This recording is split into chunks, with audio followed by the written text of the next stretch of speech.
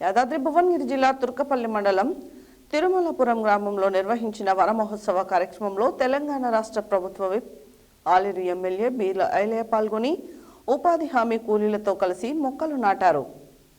ఈ సందర్భంగా గ్రామంలో పచ్చదనం పెంపొందించేందుకు పెద్ద సంఖ్యలో మొక్కలు నాటడంతో పాటు వాటి సంరక్షణకై ప్రత్యేక దృష్టి సారించాలని అధికారులకు గ్రామ ప్రజలకు సూచించారు. మొక్కలు నాటడం ఒకటే కాకుండా వాటిని క్రమం తప్పకుండా సంరక్షించి పెరిగే వరకు బాధ్యత తీసుకోవాలని అన్నారు. యాదాద్రి భువనగిరి జిల్లా తుర్కపల్లి మండలం తిరుమలాపురం గ్రామంలో నిర్వహించిన వన మహోత్సవ కార్యక్రమంలో తెలంగాణ రాష్ట్ర ప్రభుత్వ విప్ ఆలేరు ఎమ్మెల్యే బీర్ల ఐలయ్య పాల్గొని ఉపాధి హామీ కూలీలతో కలిసి మొక్కలు నాటారు. ఈ సందర్భంగా గ్రామంలో పచ్చదనం పెంపొందించేందుకు పెద్ద సంఖ్యలో మొక్కలు నాటడంతో పాటు వాటి సంరక్షణపై ప్రత్యేక దృష్టి సారించాలని అధికారులకు గ్రామ ప్రజలకు సూచించారు. మొక్కలు నాటడం ఒక్కటే కాకుండా వాటిని క్రమం తప్పకుండా సంరక్షించి పెరిగే వరకు బాధ్యత తీసుకోవాలన్నారు. ప్రస్తుతం పర్యావరణ పరిరక్షణ ప్రతి ఒక్కరి బాధ్యతగా మారిందని బీర్ల ఐలయ్య పేర్కొన్నారు. చెట్ల సంఖ్య పెరిగితే వాతావరణం కాలుష్యం తగ్గడంతో పాటు స్వచ్ఛమైన గాలి, ఆహ్లాదకరమైన వాతావరణం అందుబాటులోకి వస్తుందని తెలిపారు. చెట్లు మానవ జీవనానికి ఎంతో కీలకమని, భవిష్యత్ తరాలకు ఆరోగ్యకరమైన వాతావరణాన్ని అందించాలంటే ప్రతి కుటుంబం మొక్కలు నాటి వాటిని సంరక్షించాలని పిలుపునిచ్చారు.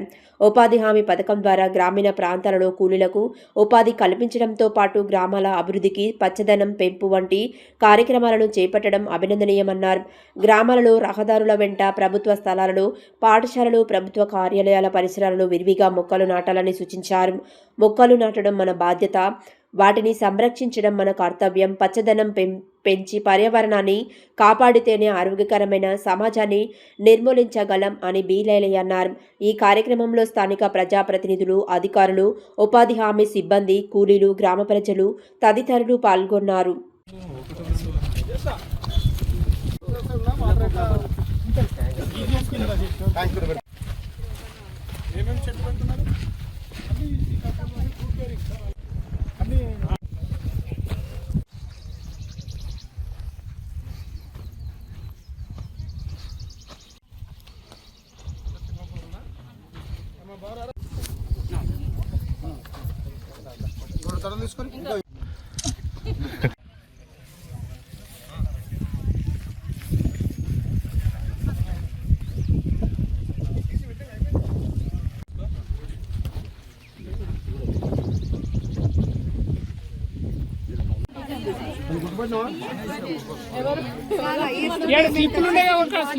చెప్పండి, మీకు ఏమైనా సమస్యలు ఉంటే కూడా.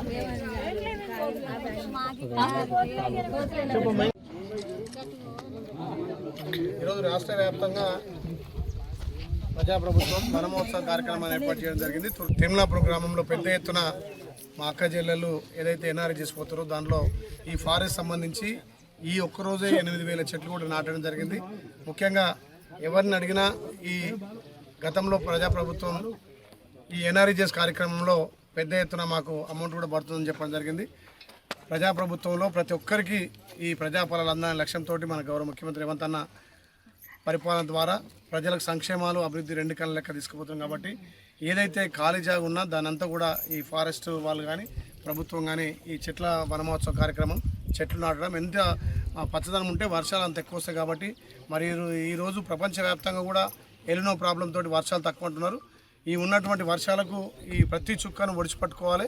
ఆ ఒడిచిపట్టుకొని చెట్లకు నీళ్ళు అందించే కార్యక్రమం ఏర్పాటు చేసుకోవాలి.